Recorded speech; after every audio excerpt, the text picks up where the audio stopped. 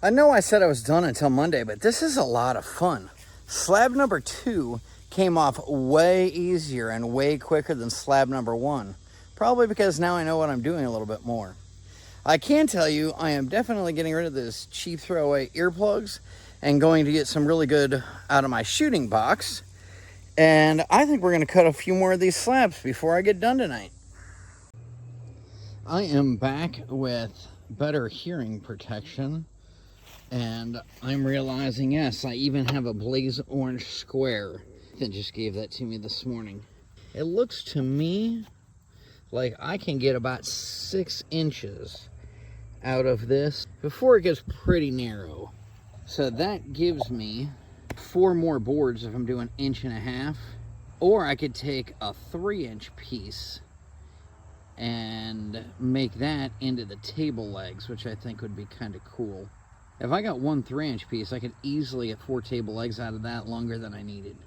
So I think the next piece I'll do while we're at the widest spot, wow, that is 12 inches wide. And if I use 2 of those slabs, that'll give me a 20-inch table even after I clean off the insides, or close to 24 if I leave that rough stuff on it. Maybe I'll take another cut or 2 because I really only need 6 inches wide. So if I come down 3 inches, that is right about there, and I still have way more than 6 inches wide. Oh, but I gotta go down 6 inches to get to the bottom right there. And yeah, that'll give me 6 inches. Guess Amazon just showed up. One of the kids must have ordered something again. That explains why I hear people driving behind me.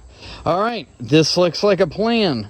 So I'm going to cut off at least 1, maybe 2 more slabs, and then I'm going to do a 3-inch piece. And that should finish this log up. All right, I got 1 more slab. That makes 3 for the day. And they look pretty good. They're definitely rough cut. And then we've got this log, or what's left of it, here. So there's our slabs. I have readjusted the depth on this Granville Alaskan sawmill, or Granberg Alaskan sawmill, to 3 inches.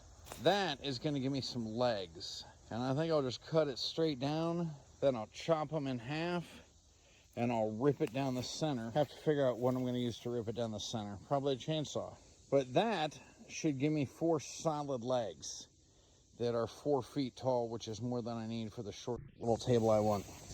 And we still have that big chunk of lumber over there that I can do something with later. But that'll be another project.